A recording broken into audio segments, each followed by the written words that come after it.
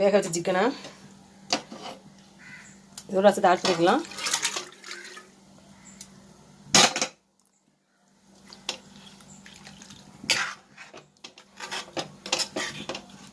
ஃபுல்லாக கொழுப்பு தான். நான் 50 ml தான் நல்லெண்ணெய் ஊற்றினேன். எல்லாமே கொழுப்பு தான். கொழுப்பு அந்த அளவுக்கு இலகி மேலே அப்படியே மிதக்குது.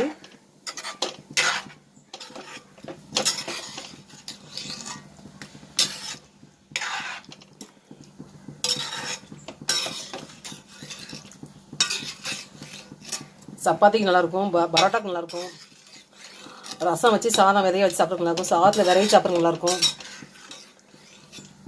இந்த மாதிரி கொழுப்புள்ள கோழி குக் பண்ணாலே எல்லாத்துக்குமே உங்களுக்கு வந்து டேஸ்ட் நல்லா ஆட்டோமேட்டிக்காக டேஸ்ட் வந்துடும். எப்படி செய்யாமல் டேஸ்ட் வந்துடும். இந்த மாதிரி ட்ரையாக எண்ணெய் பசியே இல்லாமல் இருக்க கோழி நல்லா டேஸ்ட் நல்லா இருக்கும். இந்த கொழுப்புள்ள கோழி டேஸ்ட் நல்லாயிருக்கும்.